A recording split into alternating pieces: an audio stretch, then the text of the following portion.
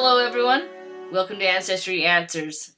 In this video we'll be talking about how to view the sources that are currently attached to your ancestor.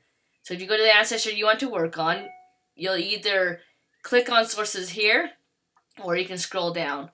In this current situation we'll be looking at the 1900 US Census. Now a quick overview. If you have this image, this icon here, it means that the source is an index record that comes from FamilySearch. If it's this icon, then it means it comes from another website.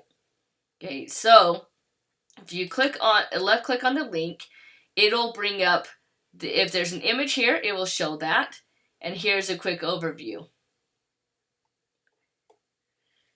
The first thing I'm going to show you is the view tab. Now, I don't use this a whole lot, but let me show you what it is. This gives you information about the source, the latest changes, who's it's attached to, etc. So, again, you may need this for different types of research. I don't typically have to use this. So we're going to click go back.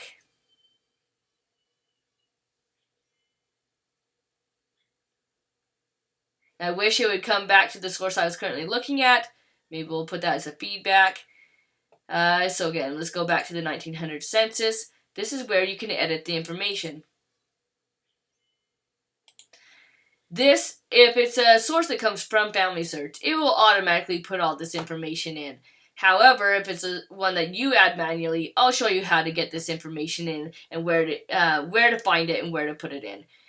So, again, if it comes from FamilySearch, you don't typically need to make any edits. It's, again, when you typically add it yourself. So we're going to cancel because we didn't make any changes. This is how you can review the attachment. It brings it up in a new tab. It brings up side by side the census record, the record we're looking at, and here is family tree.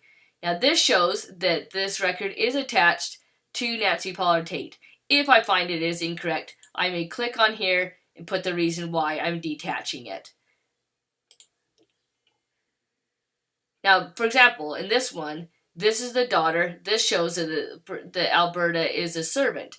Now, if you find that the servant was, maybe it was written in incorrectly and this is somebody else and it's not a part of this family, then you definitely want to detach it. But verify first before you detach to make sure that you're not removing sources unnecessarily.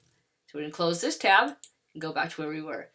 Now let's find, and so in that other one where I showed you how you can detach it, you can also do that here. So if you detach it, again, put the reason why that you're detaching the record.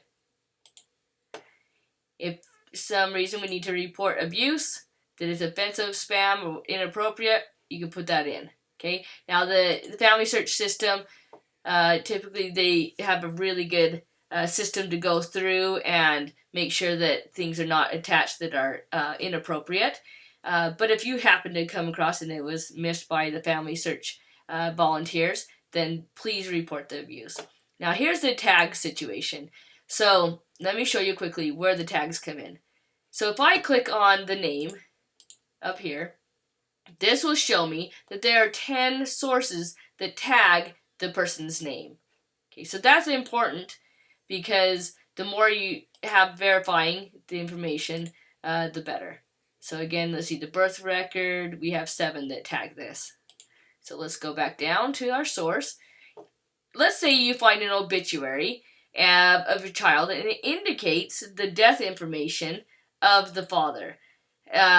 When you attach this to the father, it may be that you need to come in and check mark that the death information is, this is a source that tags the death information.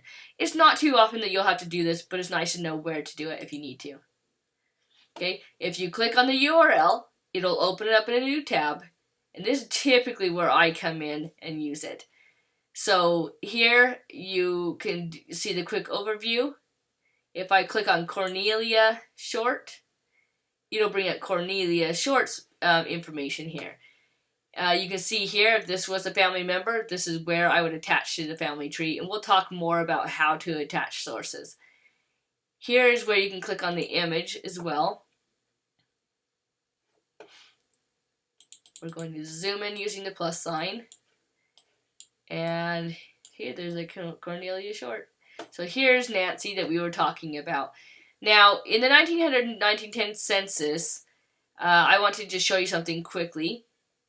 Within the census, if the mother is alive during the time of the census, it will indicate in this column how many children were born to that mother and how many are living. So, for example, if I'm researching and this happens to be my ancestor, I would know before the 1900 census that she had 8 children and 6 are living. That would allow me to go back to my ancestor's profile and see, do I have 8 children listed? Do I show that 2 have passed away before 1900? Okay, so that's just a nice information that comes from the 1900-1910 census.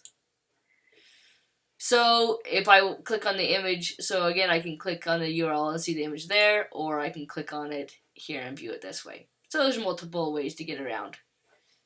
And that is how you view your sources. Go through, see what matches up. If you're having doubts on, maybe you're going through and saying, you know what, I don't know if Pollard's the middle name. Maybe you have sources that indicate it clearly. Maybe you're not sure that she was born in Missouri. Maybe you think it's Tennessee. As you go through the records, you'll see what is the consistent theme. And then you continue your research. So as you view your sources, that's going to help you clarify things. And make sure you're not missing anybody who's part of the family, because they're all very important and we need to find them. And also it helps us to understand who we are. So thank you for viewing this video on how to view your sources and utilize it in your family history research. Like, subscribe, share, and make comments below and let me know what else you'd like to learn about. Thank you, and remember that family history rocks.